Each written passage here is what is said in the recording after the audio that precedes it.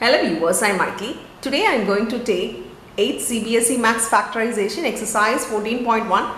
Question number 2 in that second and third subdivision we are going to see in this video. Let's see the question. Factorize the following expression. Factorize means we need to give the expression in the multiplied form. Here, though it is in multiplied, in between there is a plus. So the common number should be in a multiplied of the terms. Now, I'll do it in two ways. Taking common thing outside. Here we have 7. We know that 14 goes in 7 tables as 7 2s are 14. So we know that the common element here is 7. So I am taking 7 outside. Same way we have A in both the terms. So the least power will come outside. The least power is here we have A square and here we have A. So the least power is A power 1. So A will come outside. Now 7 has come outside in the first term and 1A has come outside. That means another A is inside. A square means it is A into A. 1A has come outside. Another A will be written in the bracket. Write the sign. Now 7 has come outside. 1A has come outside. The leftover is 2.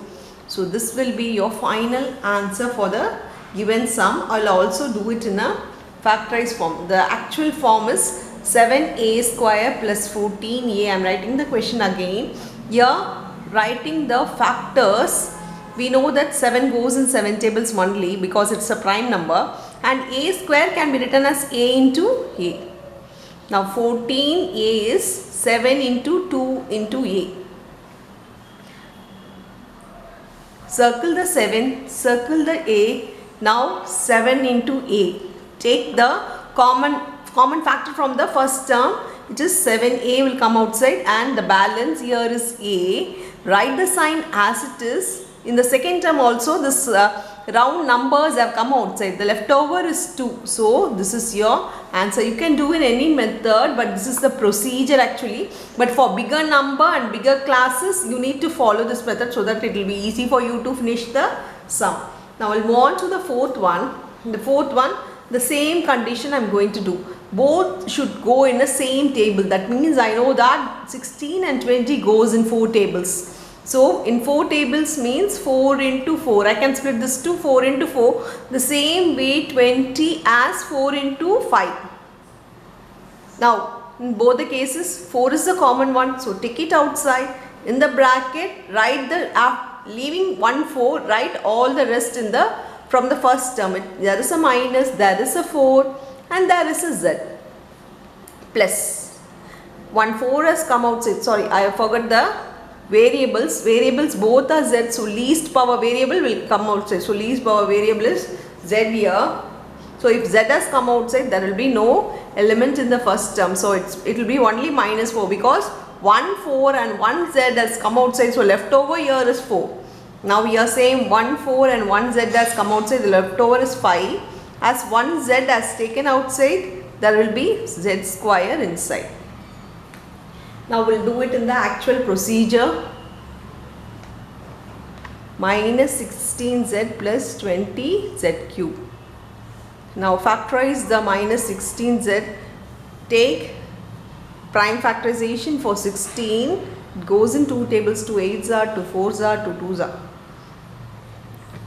Now this can be written as 2 power 4 into z. As there is 4 2, I am writing it to be 2 power 4. Same way for 20. For 20 it is this minus sign, I am writing it to be minus 1.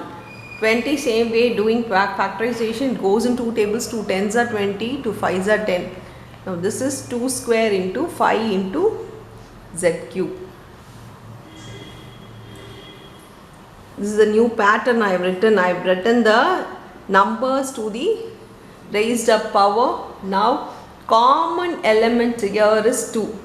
And remember that the least power will come outside. Though we have 2 in both the cases, the least power here is 2.